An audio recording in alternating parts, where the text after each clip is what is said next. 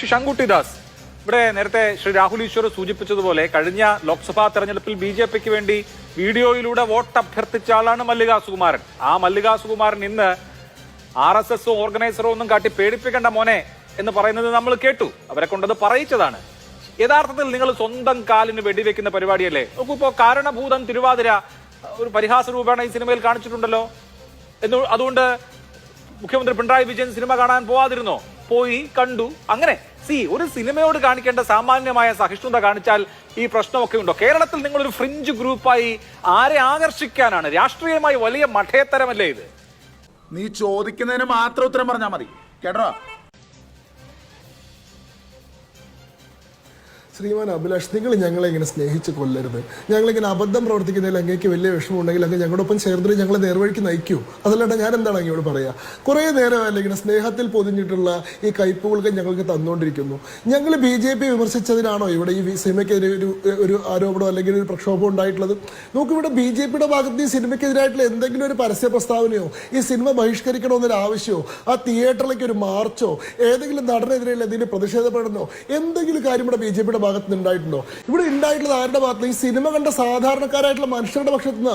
ഇത്രയും കാലം മോഹൻലാലിനെ ലാലേട്ടൻ എന്ന് വിളിച്ച് തോളത്ത് കൊണ്ട് കിടന്നിരുന്ന ആൾക്കാർ, മോഹൻലാൽ നിരന്തരമായി ആക്രമിക്കപ്പെട്ടപ്പോൾ എല്ലാം മോഹൻലാലിന്റെ പക്ഷത്ത് നിന്നുകൊണ്ട് മോഹൻലാലിനെ ഡിഫെൻഡ് ചെയ്തിരുന്ന ആൾക്കാർ, ഈ മലയാള സിനിമയിലെ തന്നെ ഒരു പ്രബല വിഭാഗം 2013 ശേഷം കരുത്താർജിച്ചിട്ടുള്ള ഒരു വിഭാഗം, അവർ മനഃപൂർവ്വം മോഹൻലാലിന്റെ ഒരു പക്ഷത്തേക്ക് ചേർത്ത് നിർത്തിക്കൊണ്ട് ആക്രമിക്കാൻ ശ്രമിച്ചപ്പോ അതുകൊണ്ട് സൂക്ഷിച്ച് സംസാരിക്കണം.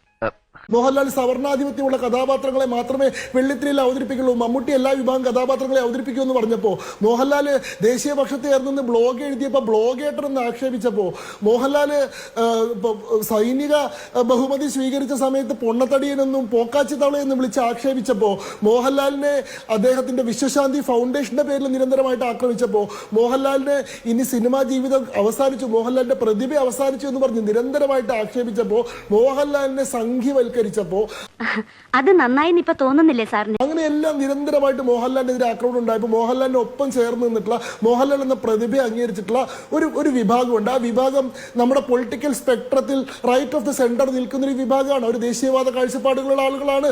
അവർ ഈ രാജ്യത്തിന്റെ സംസ്കൃതിയോടും തനിമയോടും പാരമ്പര്യത്തോടും ഒക്കെ വിധേയത്വം കൂറുള്ള ആളുകളാണ്. അങ്ങനെയുള്ള ആളുകളുടെ കൂടി ആവേണ്ടതായിരുന്നു ഈ സിനിമ. മോഹൻലാൽ ആരാധകരുടെ മുഴുവൻ ആകേണ്ട, എല്ലാ വിഭാഗം ആളുകൾക്കും സ്വീകാര്യമാകേണ്ട, കേരളത്തിലൊരു വലിയ ഇവൻ നമ്മളെ കുഴപ്പിക്കാനുള്ള പരിപാടി, ഇവനിതിൽ എന്തോ കൈയുണ്ട്. കുറച്ചുകൂടി വിശാലമായി കണ്ട, ഞാൻ മധുരം പുരട്ടി ഒന്നും ചോദിക്കുന്നില്ല, കുറച്ചുകൂടി വിശാലമായി കണ്ടാൽ അങ്ങനെ ആകാവുന്നതല്ലേ? ലഷ്കർ-ഇ-തോയ്ബയുടെ ട്രെയിനിങ് സെന്ററിൽ നിന്ന് ആ ലഷ്കർ-ഇ-തോയ്ബയുടെ ട്രെയിനിങ് കമാൻഡറെ വധിച്ച് മോചിപ്പിച്ച് തീവ്രവാദത്തിൽ നിന്ന് ചെറുപ്പക്കാരെ മോചിപ്പിച്ച കഥാപാത്രത്തെ എന്തുകൊണ്ടാണ് റൈറ്റ് വിങ്ങിന് സ്വീകാരണമില്ലാത്തത്? അങ്ങനെ മോചിപ്പിച്ച സയ്യിദ് മസൂദ് പിന്നീട് അവിടെ പശ്ചിമേഷ്യയിൽ എവിടെയോ ഒരു IS ക്യാമ്പിൽ നിന്ന് കുർദുകളെയോ യസീദികളെയോ ക്രിസ്ത്യാനികളെയോ ആരെയോ ഈ പറഞ്ഞ ഭീകരവാദത്തിൽ നിന്ന് മോചിപ്പിക്കുന്നുണ്ടല്ലോ.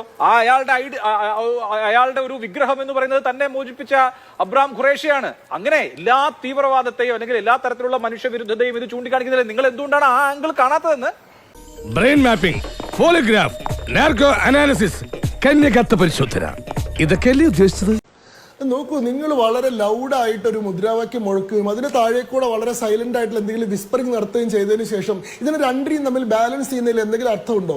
നിങ്ങൾ ഈ സിനിമയിലൂടെ പറയുന്ന പ്രൊപ്പഗൻഡ എന്താണ്? നിങ്ങൾ ഈ സിനിമയിലൂടെ പറയുന്ന പ്രൊപ്പഗൻഡ അത് BJP വിരുദ്ധമോ RSS വിരുദ്ധമോ അല്ല. അത് അടിസ്ഥാനപരമായി രാജ്യത്തിന്റെ സംവിധാനങ്ങൾക്ക് തന്നെ വിരുദ്ധമാണ്. എന്നാ പല്ലുവനെയാണോ? ഈ സിനിമയിലെ വില്ലന്മാർ ആരൊക്കെയാണ്? ഈ സിനിമയിലെ വില്ലന്മാർ കേന്ദ്ര ഏജൻസികൾ മുഴുവൻ വില്ലന്മാരാണ്.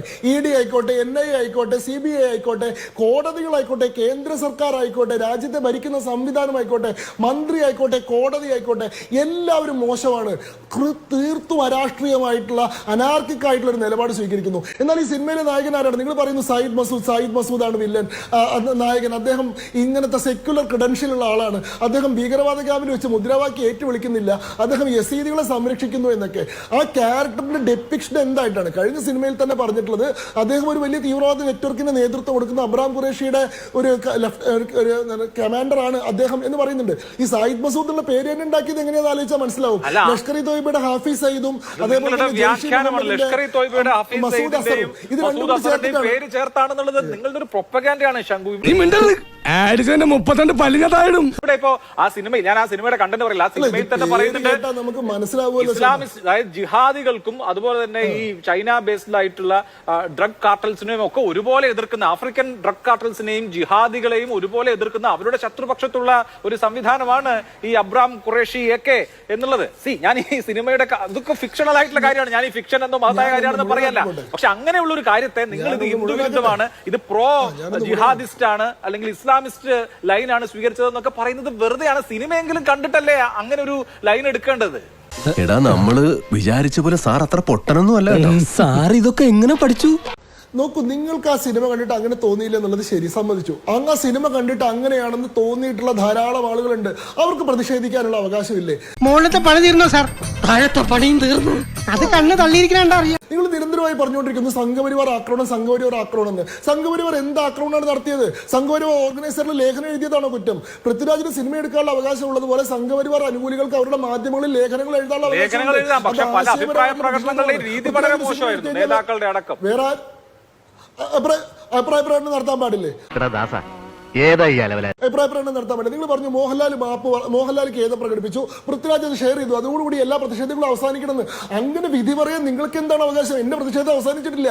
ഈ മോഹൻലാലിന്റെ ഈ പറയുന്ന ലൂസിഫർ ഫ്രാഞ്ചൈസിലുള്ള എമ്പുരാൻ എന്ന് പറയുന്ന ഒരു സിനിമ പ്രതീക്ഷിച്ചിരുന്ന ഞാനടക്കമുള്ള പ്രേക്ഷകന്റെ വികാരങ്ങളെ കൂടി പ്രതിനിധീകരിക്കുന്ന ഒരു സിനിമയാകുമെന്ന് വിചാരിച്ചിരുന്ന ഒരാൾക്ക് ഒരു ഫീലിംഗ് ഓഫ് ബിട്രയൽ ഉണ്ട്. ഞങ്ങൾ വഞ്ചിക്കപ്പെട്ടു, ചതിക്കപ്പെട്ടു.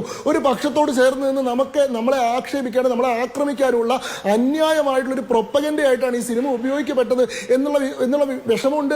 ആ വിഷമം ഈ സിനിമയുടെ നിർമ്മാതാക്കൾ ഉൾപ്പെടെ മനസ്സിലാക്കിയിട്ടുണ്ട്. അതുകൊണ്ടാണ് അവർക്ക് മാപ്പ് പറയേണ്ടി വരുന്നത്. എനിക്ക് റെസ്റ്റ് എടുക്കണം, വല്ലാത്ത ക്ഷീണം.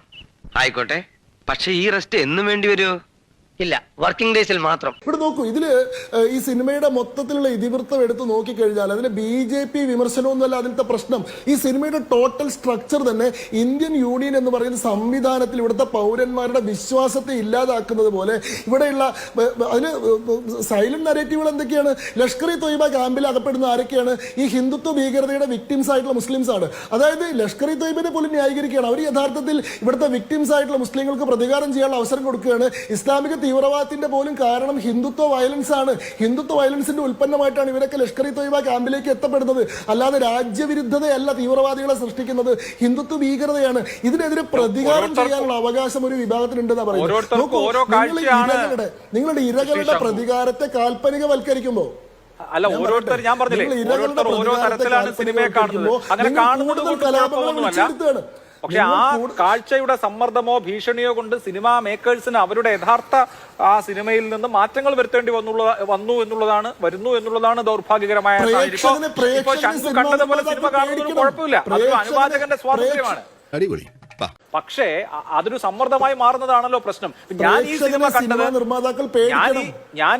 കണ്ടത് വേറൊരു തലത്തിലാണ്. അത് വളരെ കമ്പാഷനേറ്റ് ആയ ഒരു ഹിന്ദു ഒരു സഹോദര സമുദായത്തിലെ അംഗങ്ങൾ ആക്രമിക്കപ്പെട്ടപ്പോ അവർക്ക് സ്വന്തം ജീവൻ കൊണ്ട് പോലും പ്രതിരോധം തീർത്ത ഒരു ഹിന്ദു മാതാവിന്റെയും അവരുടെ അനുയായികളുടെയും ഒരു കമ്പാഷൻ എന്നുള്ള നിലയിൽ സിനിമ കാണാനുള്ള അവകാശം എനിക്കുണ്ടല്ലോ. അതുപോലെ തന്നെ ഈ തീവ്രവാദത്തെ നിരാകരിച്ച് തീവ്രവാദ ക്യാമ്പിൽ നിന്ന് വന്ന ആൾ മധ്യ പൗരസ്ത്യ ദേശത്ത് നടക്കുന്ന തീവ്രവാദത്തെ ആ അളവിൽ അയാളുടെ സയ്യിദ് മസൂദ് എന്ന ക്യാരക്ടറിൽ നിന്നുകൊണ്ട് എതിർക്കുന്നത്, അല്ലെങ്കിൽ ആ ക്യാമ്പിൽ നിന്ന് കുഞ്ഞുങ്ങളെയും മറ്റുള്ളവരെയും മോചിപ്പിക്കുന്നത്, ഞാൻ അതിനെ അങ്ങനെയാണ് കാണുന്നത്. ഓക്കെ, ശംഖു വേറൊരു തരത്തിൽ കാണുന്നു. എല്ലാവർക്കും വ്യത്യസ്തമായ കാഴ്ചകൾ സാധ്യമാണല്ലോ. എങ്ങനെയാണ് ഒരു ഫിലിം മേക്കറുടെ മുകളിൽ ഈ സമ്മർദ്ദം കൊടുത്ത് അയാളെ ഈ അവസ്ഥയിലാക്കുക, ഖേദം പ്രകടിപ്പിക്കാൻ നിർബന്ധിതനാക്കുക എന്നുള്ളിടത്താണ് എന്റെ വിയോജിപ്പ്. ഒരു മാറ്റവും ഇല്ലല്ലോ.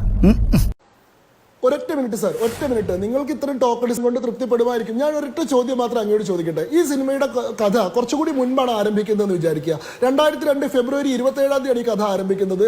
ഈ പറയുന്ന സബർമതി എക്സ്പ്രസിലെ X6 X7 അകപ്പെട്ടിട്ടുള്ള ഒരു കുട്ടി, ആ കുട്ടിക്ക് ഒരു ഹിന്ദു പേരും ഉണ്ടെന്ന് വിചാരിച്ചോളൂ.